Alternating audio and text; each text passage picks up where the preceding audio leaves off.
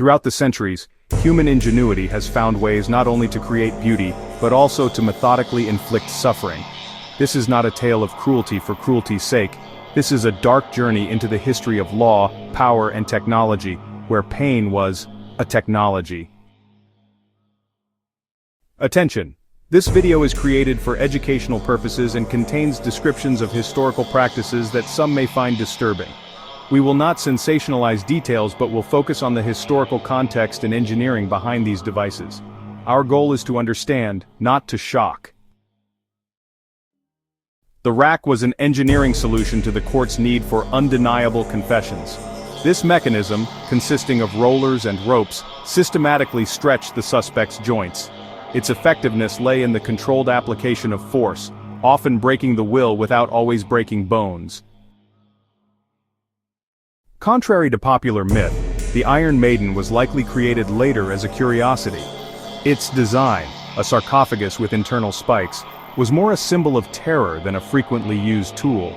It embodied the Gothic horror in the imagination of subsequent eras.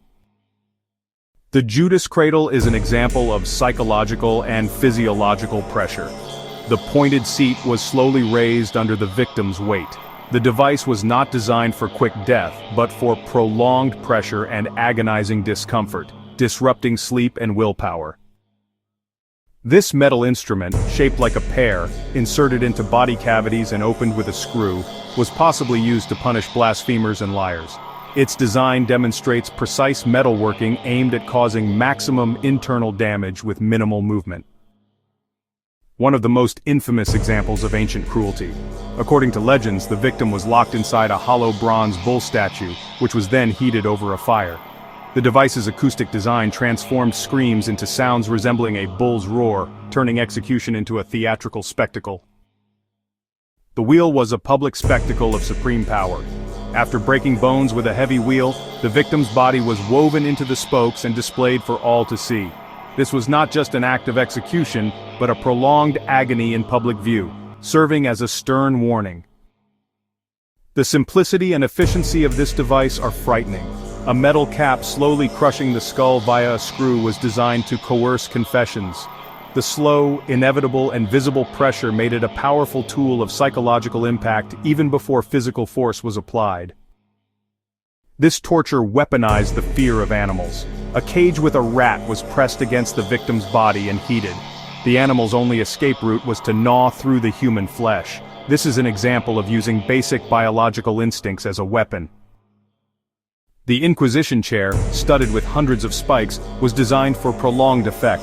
The very need to remain completely still under the threat of new punctures was a form of sophisticated psychological torture.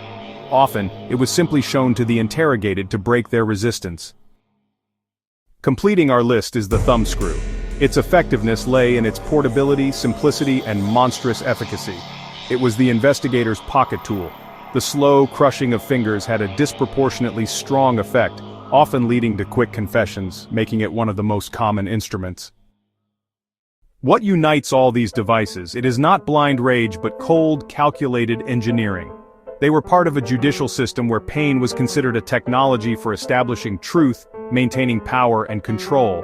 By studying these dark artifacts, we understand not so much the cruelty of the past, but the value of the humanistic principles and human rights we are fortunate to cherish today. What do you think? Can technology be ethically neutral, or does its application always depend on the hands that wield it? Share your opinion in the comments. If you're interested in history, without the polish, subscribe and hit the bell. Until next time in the past.